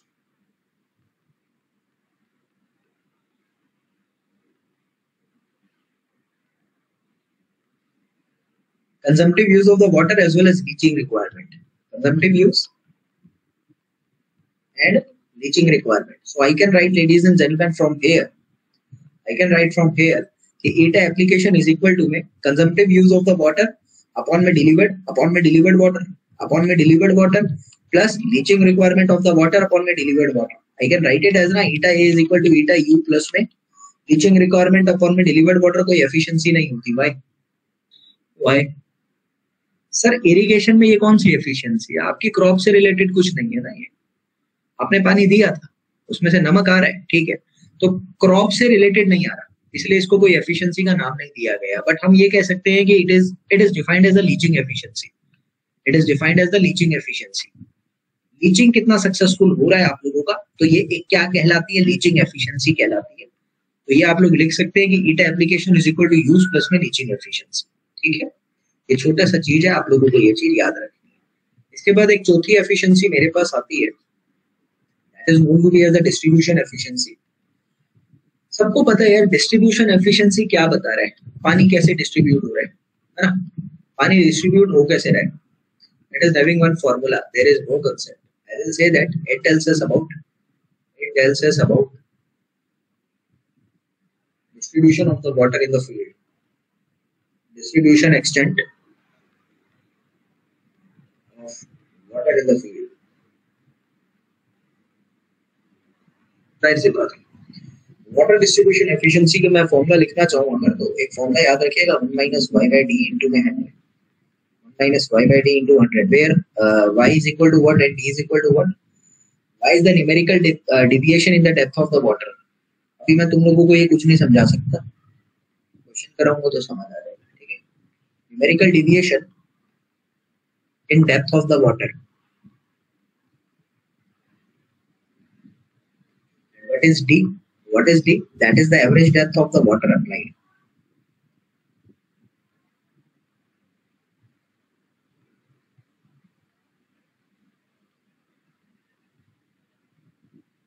ठीक है, अभी क्वेश्चन कराऊंगा तो समझ आ जाएगा, डोंट वरी अबाउट दिस, ठीक ना। एक लास्ट एफिशिएंसी आती है water storage efficiency.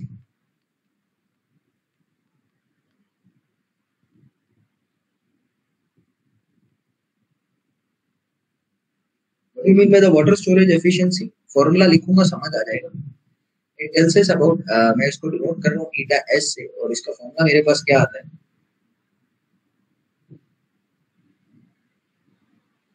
water stored in the root zone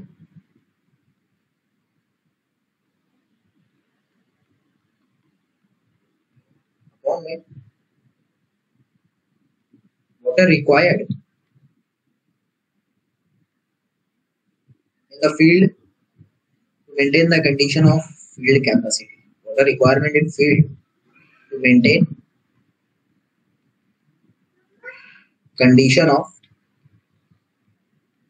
field capacity।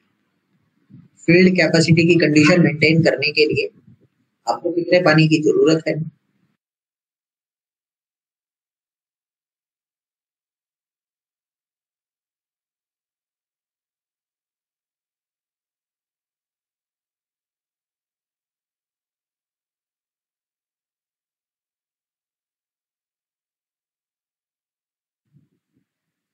Okay, सो अभी बात आती है यहाँ से कि कितना पानी स्टोर हो रहा है और आप लोगों को पानी फील्ड में कितना अप्लाई करना है ताकि वो फील्ड कैपेसिटी की कंडीशन को मेंटेन कर सके। फील्ड कैपेसिटी याद है ना, लेक्चर नंबर 2 वाला टॉपिक। फील्ड कैपेसिटी बताता क्या था, वाटर की स्टोरेज एफिशिएंसी के बारे में तो बता रहा था, ग्रेविटी के अगेंस्ट पानी कितना मिट्टी के अंदर स्टोर हो रहा है। तो कितना पानी जरूरत है आप लोगों को फील्ड कैपेसिटी की कंडीशन मेंटेन करने के लिए, दैट इज द ETAS। हम लोगों ने अभी क्या क्या पढ़ा, हम लोगों ने अभी कन्वेंस एफिशिएंसी पढ़ा, एप्लीकेशन पढ़ा, यूज पढ़ा, स्टोर्ड पढ़ा और डिस्ट्रीब्यूशन पढ़ा। क्लियर है? एक बार सभी बच्चे यस करके लिखवाओ। तो आगे चलते हैं, एक छोटा सा नोट करके और लिख सकते हैं अगर लिखना चाहो यहाँ पर कि वाटर रिक्वायर्ड कितना चाहिए होता है, इसको लिख लो, मान लो WN, इसको WN लिख लो। तो WN कितना चाहिए होगा आप लोगों को, फील्ड कैपेसिटी में से अभी अवेलेबल मॉइस्चर माइनस कर दो, फील्ड कैपेसिटी में से available moisture of the field minus कर दो, तो WN की वैल्यू देगी।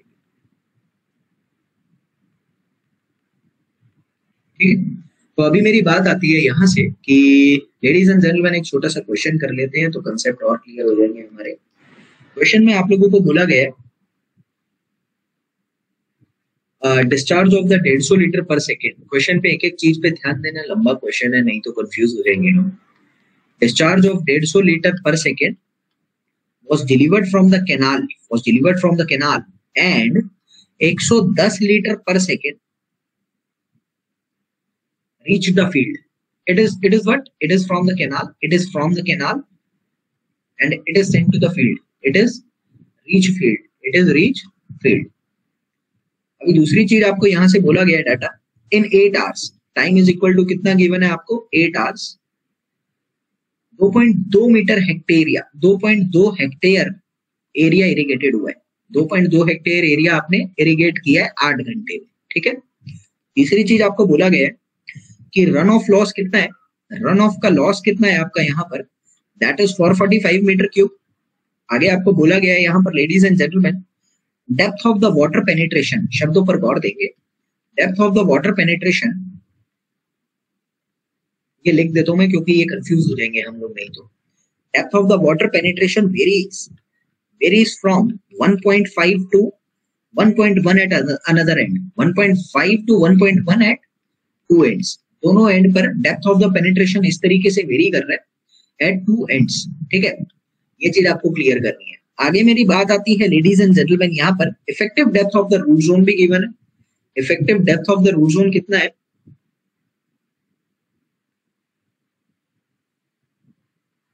That is 1.5 metre.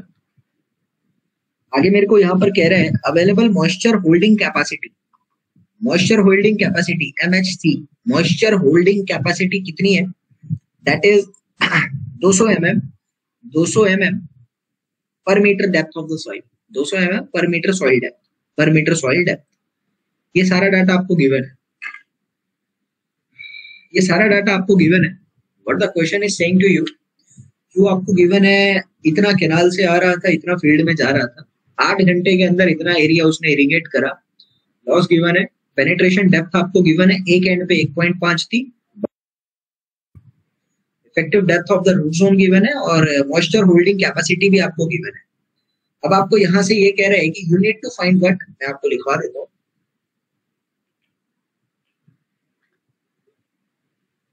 You need to find what. First आपको कह रहा है कि you need to find the conveyance efficiency, second में आपको कह रहा है you need to find the application efficiency, third में आपको कह रहा है you need to find the storage efficiency, you need to find the distribution efficiency. ये चार आप लोगों को निकालने हैं। अब ये ऑब्जेक्टिव नहीं है कि तुम सोच लो, it is given to me to find this. How will I going to solve this question sir, if we are going to consider the solution, पहला तो मैं निकाल ही लेता हूं कन्वेंस, दैट इज डिलीवर्ड हो रहा है 110, गया कितना था 150, मैंने कहा खत्म करो इसको, कोई डाउट नहीं आना चाहिए, साथ के साथ मुझे आप लोगों का थम्स अप चाहिए सबका, ताकि मैं आगे बढ़ सकूं। ठीक है, सबको पता है बेसिक सा चीज है, मैंने will be going to solve it, 73.33% आ रहा है। दूसरा मेरे पास आ रहा है यहाँ पर एप्लीकेशन एफिशिएंसी में क्या होता है, stored in the root zone, water depth in the root zone, water depth in the root zone I don't know ना, water in the root zone upon by water delivered, upon by water delivered, water applied या delivered, कुछ भी कह लो, कोई doubt ही नहीं। अभी मेरे को एक चीज तो समझ में आती है लेडीज एंड जेंटलमैन, कि मुझे यहाँ पर गिवन क्या क्या है। पहले तो मैं निकाल लेता हूँ कि वाटर फील्ड में कितना आया, वाटर डिलीवर्ड कितना हुआ, वाटर इन द फील्ड कितना आ रहा है, water in the field, water in the field कितना आ रहा है आप लोगों का। मैं यहाँ से कह सकता हूँ कि आपका टोटल कह रहा है 110 लीटर पर सेकेंड है, तो मैंने उसको मीटर क्यूब में कन्वर्ट कर लेना है, और पर सेकेंड है ना, तो टोटल टाइम 8 घंटों का हिसाब किताब गिवन है। I can write it as 8 into 3600. So when I will be going to solve it, I will give it 3168 meter cube. इतना मीटर क्यूब डिलीवर हो रहा है पानी। उसके साथ स्टोर कितना हो रहा है, ये मेन चीज है। उसके साथ स्टोर कितना हो रहा है, you can say that ladies and gentleman, जो पानी डिलीवर हो रहा है, you can say that store water कितना आ रहा है, स्टोर्ड वाटर कौन सा जा रहा है, स्टोर्ड वाटर कौन सा जा रहा है, मैं कह सकता हूँ डिलीवर्ड वाटर। स्पेलिंग पे मत जाइएगा, बस कंसेप्ट पे जाना। डिलीवर्ड वाटर में से अगर मैं लॉस माइनस कर देता हूँ, खत्म। लॉस कौन सा सर, एक ही तो लॉस हो रहा है, रन ऑफ लॉस, देखो ना, एक ही तो लॉस हो रहा है, रन ऑफ लॉस। मैं कह सकता हूँ यहाँ से कि लॉस कौन सा आ रहा है, रन ऑफ लॉस जा रहा है। अभी ये माइनस कर देता हूँ, मैंने कहा 3168 में से 445 माइनस कर देता हूँ, I will get it as 2723। इतना मीटर क्यूब जा रहा है, ठीक है, you can write it as ना 2723 upon में 3168 into 100. When I will be going to solve it, I will get it as 86%. तो नहीं आ रहा, जल्दी से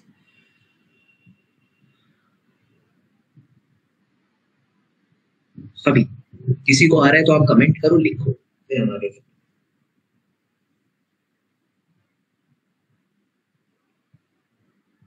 क्लियर। अब यार एक चीज लिखवाना भूल गया क्वेश्चन में, वो लिखवा देता हूँ। क्वेश्चन में एक नोट करके लिख लो, ये गिवन है, it is given in the question that irrigation was started at a moisture extraction level of moisture extraction level कितना था पहले, moisture extracted level कितना था सॉइल का, that is 50%। कहने का मतलब है कि आपकी मिट्टी पहले से 50% गीली थी, पहले से 50% गीली थी, आपको बोला गया है। आपको थर्ड वन कह रहा था वाटर स्टोरेज एफिशिएंसी निकालो। Sir, if I am talking about the storage efficiency, then it is having the formula water in the root zone, water in root zone upon में water to the field capacity, upon में water to the field capacity. I can write it as ना water to maintain field capacity. तो मैं ऐसा लिख दूं field capacity water to समझ जाओगे, कोई डाउट ही नहीं है। अभी बात आती है यहाँ से कि यार ये कैसे सॉल्व करना है। मुझे ये तो पता है, ये तो पता है सर 2723 आई थिंक, ये तो पता है, ये नहीं पता। सर फील्ड कैपेसिटी है क्या, आई can say that it is totally talking me about the moisture holding capacity of the soil, it is totally talking me about the moisture holding capacity, nothing else. Moisture holding capacity की ही बातें चल रही है यहाँ से। और अभी कुछ कुछ डाटा गिवन होगा तो देख लेते हैं। ये डाटा मुझे कितना कितना गिवन है, ये मुझे गिवन है 200 mm पर डेप्थ ऑफ द सॉइल है, 200 mm पर डेप्थ ऑफ द सॉइल है, और total depth of the root zone कितनी है, 1.5 मीटर टोटल। दोबारा सुन, फॉर्मूला तो याद है ना आपको, मैंने कहा मुझे वो तो पता है, मैंने निकाला, मुझे फील्ड कैपेसिटी के लिए पानी की जरूरत कितनी है वो निकालना है। I can say that ladies and gentleman, कि ये फील्ड कैपेसिटी कहीं ना कहीं मॉइस्चर होल्डिंग कैपेसिटी का डाटा मुझे देता है, कितना मॉइस्चर होल्ड कर रहा है। मैंने कहा कि it is given to me in the question that moisture जो होल्ड कर रहे हैं 200 mm per unit depth of the soil है, सॉइल बोले तो रूट जोन, और मुझे कह रहा है कि depth of the root zone कितनी है, 1.5 मीटर की है। तो मैं लिख सकता हूँ कि टोटल मॉइस्चर होल्डिंग डेप्थ कितनी हो जाएगी, मॉइस्चर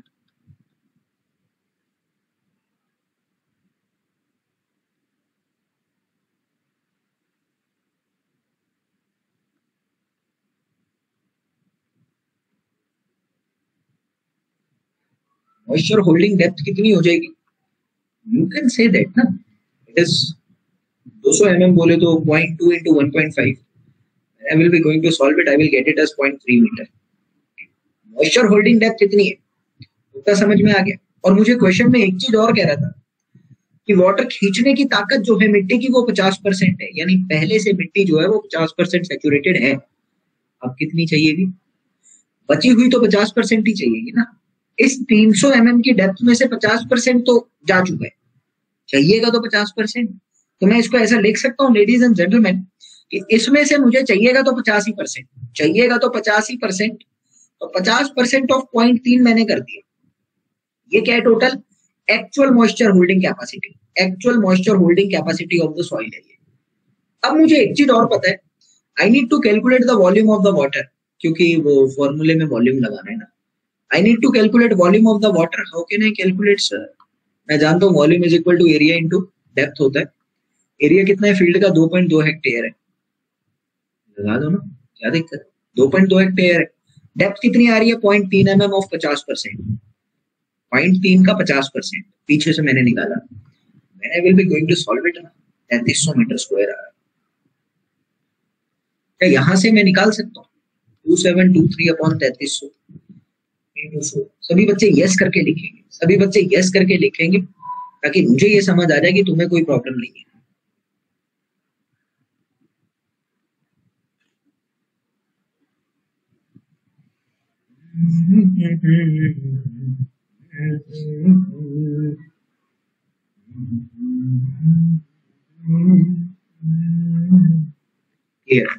अब इसके बाद लास्ट वाली आ रही थी मेरे पास।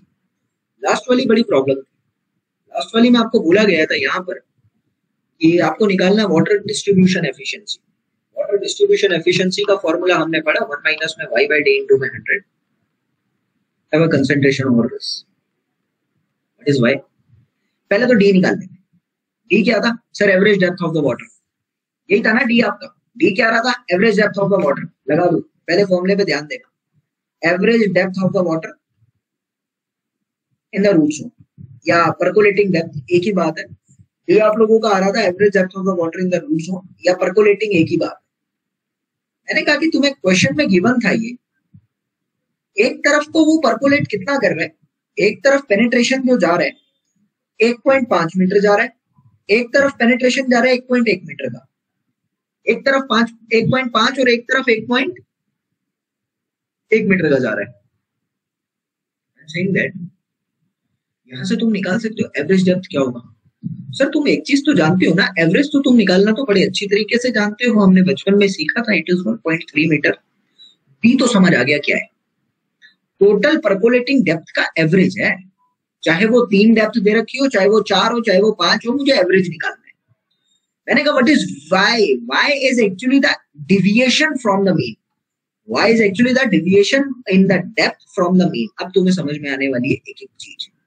Deviation in the depth from the mean, I will say that deviation कैसे निकालते हैं। अरे सर एक तरफ 1.5 था, मीन से निकालना है ना, मीन माइनस कर देता हूं। मैंने कहा एक तरफ 1.1 था, मीन से निकालना है ना, मीन माइनस कर देता हूं और उसका एवरेज कर दूं, उसका एवरेज कर देता हूं।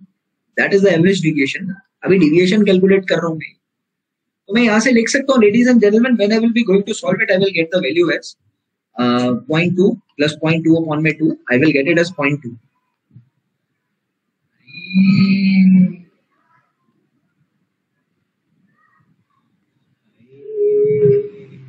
खत्म। आया कि नहीं आया? सभी बच्चे यस करके बताएंगे तो अच्छा रहेगा। 4.62% दे रहा है आंसर इसका।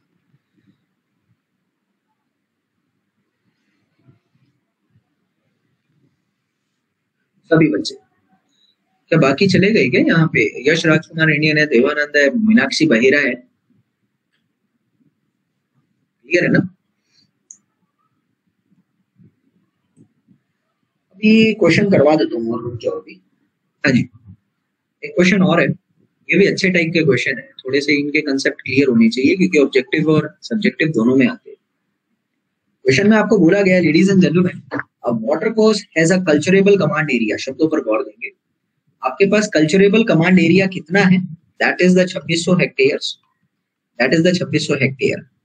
Out of which intensities of the perennial sugarcane, intensities of the perennial sugarcane and rice, perennial sugarcane and rice के intensities आपको गिवन है कितने कितने? That is 20% and 40%। 20% और 40% गिवन है। इसी के साथ आपको कहता है यहाँ पर ड्यूटी ऑफ दीज क्रॉप्स कितनी कितनी है, इनकी ड्यूटी कितनी कितनी गिवन है आपको। Duty of the sugar cane and rice कितना कितना गिवन है। शुगर केन का ड्यूटी, एक मिनट इसको ढंग से, शुगर केन का ड्यूटी आपको कितना गिवन है, that is given to me as 750 hectare per cumec, 750 hectare per cumec, और इसका मुझे गिवन है 1800 हेक्टेयर पर क्यूमेक। आगे मुझे कहता है यहाँ पर फाइंड डिस्चार्ज, वो सब छोड़ो, तो चलो करो। क्वेश्चन में आपको बोला गया find discharge, find Q required if peak demand is 120%, if peak demand is 120% of average demand. अगर पीक डिमांड 120% है एवरेज डिमांड का, तो आपको पीक डिस्चार्ज का वैल्यू निकालकर मुझे देना है। सबसे पहले तो लेडीज एंड जेंटलमैन बात को समझने का प्रयास करना कि आप लोगों को पता है कि आपका टोटल एरिया इतना है। अभी कुछ एरिया में से शुगर केन का एरिया कितना है 20%, बाकी 40% राइस का एरिया है। तो तुम यहां से कह सकते हो area of the sugar cane is what, area of the sugar cane क्या आएगा तुम्हारा, that is the 20% of 26। When I will be going to solve it I will get it as 26 into 20, 26 दूनी 72, 26 दूनी कितना होता है, 26 दूनी 52, 520 मीटर स्क्वायर। और इसी के साथ अभी बात, सॉरी हेक्टेयर, इसी के साथ मेरी बात आती है यहाँ पर, I can write it as area under rice कितना होगा 40%, एरिया अंडर राइस कितना होगा 40%।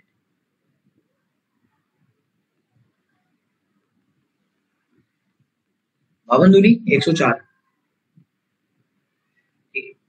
अभी मेरे को एक चीज तो समझ में आता है यहाँ पर लेडीज एंड जेंटलमैन की, अगर मेरे को ये चीज निकालना है, इस पे गौर फरमाइएगा। अगर तुमको मैंने कहा कि तुम्हें यहाँ पर वाटर की डेप्थ निकालनी है तो तुम लिख सकते हो ना टोटल, यहाँ पर अगर वाटर की डेप्थ निकालनी है तो वाटर की डेप्थ बोले तो डेल्टा, डेल्टा के लिए फॉर्मूला नहीं, ये नहीं करूंगा, ये नहीं करूंगा। निकालना क्या है मुझे, क्वेश्चन में डिस्चार्ज निकालना है ना। हाँ हो गया, मुझे अगर यहाँ से डिस्चार्ज निकालना है, so how will I going to find the discharge, can you please tell me. Discharge मेरा ड्यूटी की टर्म्स में कैसे निकाल सकते हैं, can you please tell me. Simple सी बात है ना, एरिया अपॉन ड्यूटी कर दो। डिस्चार्ज की बात अगर मेरे को करनी है तो एरिया अपॉन ड्यूटी कर दो, क्योंकि duty is equal to area upon discharge होता है, तो area upon duty is equal to discharge हो गया। Now ladies and gentleman I can say that कि अगर मेरे को discharge for the sugar cane निकालना है, डिस्चार्ज फॉर शुगर केन मेरे को निकालना है, तो मेरा यहाँ से कितना आ जाएगा एरिया, दैट इज 520 अपॉन उसकी ड्यूटी 750 थी। When I will be going to solve it, I will get it as 0.693 cumecs. अगर मेरे को डिस्चार्ज फॉर राइस निकालना है, अगर मेरे को डिस्चार्ज फॉर राइस निकालना है, मैं यहाँ से लिख सकता हूँ कि टोटल इसका कितना आ रहा था 1040 upon 1800। When I will be going to solve it, I will get it as 0.578 cumecs. Now you can say that total discharge कितना आ रहा है, टोटल डिस्चार्ज कितना आ रहा है आप लोगों का, यहां से लिख सकते हो ladies and gentleman, total discharge आ जाएगा 0.693 प्लस में 0.578। When I will be going to solve it I will get it as 1.271 cumecs. ये आ रहा है आपका टोटल डिस्चार्ज। अब आप सबको एक चीज तो पता है कि क्वेश्चन में आपको कह रहा था कि पीक डिस्चार्ज निकालो, और पीक डिमांड 120% है। I can write it as ना, पीक डिस्चार्ज क्या होगा,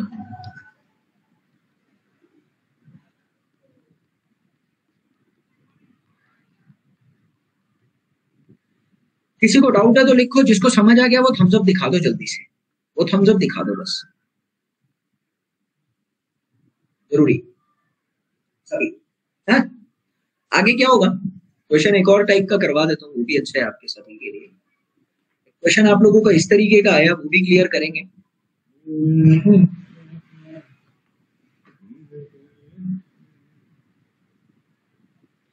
और the question is saying to you a left branch, question पे ध्यान देंगे, लेफ्ट ब्रांच का डाटा तुम्हें गिवन है कैनाल के, left branch of canal was running for the long distance with a discharge of, left branch का सारा data given है, डिस्चार्ज है उसका 20 क्यूमेक का, डिस्चार्ज है उसका 20 क्यूमेक का, उसका सीसीए कितना गिवन है, culturable command area 20 hectare, 20,000 hectare, ठीक है। Intensity of the irrigation for the rabi crops, rabi crops के लिए कितनी इंटेंसिटी आपको गिवन है, that is 80% and a base period is 120। 80% और बेस पीरियड कितना गिवन है? बेस पीरियड कितना गिवन है? 120 दिन का। अभी लेफ्ट का डाटा चल रहा है, ठीक है। आपको बोला गया है, फिर राइट ब्रांच की बात करूंगा मैं यहाँ से। अभी राइट ब्रांच के लिए डाटा आपको गिवन है, कैनाल के राइट ब्रांच का। वहां पे कह रहा है कि discharge is what? Discharge is 8 cumecs. Discharge is 8 cumecs. CCA कितना गिवन है आपको? CCA is 12,000 hectare. और रबी एफिशिएंसी कितनी है? रबी क्रॉप की एफिशिएंसी इंटेंसिटी कितनी है? इंटेंसिटी इज 50% और बेस पीरियड की वैल्यू गिवन है 120 दिन। आपको बोला गया है comparing the efficiencies of the two canals. Compare efficiencies, ये क्वेश्चन है। कंपेयर एफिशिएंसीज मतलब which one is more efficient, आपको ये बताना है। नाउ लेडीज एंड जेंटलमैन, सबसे पहले तो आप लोग यही कर लो कि आपको ये चीज पता होनी चाहिए यहाँ से कि एफिशिएंसी का मतलब क्या है। एफिशिएंसी बोले तो कौन ज्यादा अपनी लैंड को इरिगेट कर रहा है ना? कौन ज्यादा लैंड को इरिगेट कर रहा है। I can say that it means what? It means what? which one is irrigating more area of the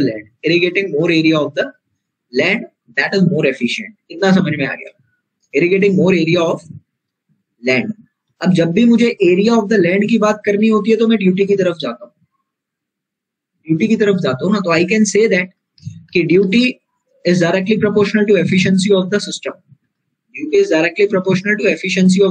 here तो बेसिकली मुझे यही समझ में आ रहा है कि मुझे निकालनी क्या है। I need to find the duty, nothing else. अभी ड्यूटी निकालने के लिए मुझे क्या क्या चाहिए? मुझे ड्यूटी का फॉर्मूला पता है यहाँ से, that is equal to area upon में discharge. So I can write it as, ladies and gentleman, what is the area here for left canal. Left की मैं बात करना चाहूँ अगर लेफ्ट ब्रांच की, तो टोटल एरिया कितना गिवन था मुझे रबी क्रॉप्स का? 80%। तो मैं कह सकता हूँ टोटल एरिया का 80% of the total area given था 20,000। मैंने will be going to solve it, तो 2 कट जाएगा तो 8 दूनी 16,000 आ जाएगा, यानी इतना एरिया प्रेजेंट है। डिस्चार्ज मुझे कितना गिवन था इसका? डिस्चार्ज मुझे गिवन था उसका टोटल 20 क्यूमेक का डिस्चार्ज गिवन था। I can write it as duty क्या होगी? That is 16,000 upon 20। I will solve it and get it that 800 hectare per cumec. इतना समझ में आ गया। Similarly if I am going with the right branch, then I can write it as, question में मुझे given था रबी crop की intensity 50% है और टोटल एरिया इसका गिवन है मुझे 12,000 का। हाँ, 12,000 का एरिया गिवन है। जब मैं सॉल्व करूंगा इसको तो आधा हो जाएगा, 6,000 हेक्टेयर हो जाएगा। और अब तो सॉल्व आप लोग भी कर सकते हो। डिस्चार्ज कितना गिवन है आपको? 8 क्यूमेक का। I'll say that ड्यूटी किसकी आई? 6,000 upon 8। When I'll be going to solve it, I'll get it as 750 hectare per cumec. So I can write it as ना कि left is more efficient। यहाँ से ये concept ये था, आप लोगों को समझ में आ जाना चाहिए, प्रॉब्लम नहीं होना चाहिए, ठीक है। अभी एक क्वेश्चन और है, सोच रहा हूँ अगली क्लास में करा दूं, मेरे हाथ की हालत खराब हो गई लिख लिख के।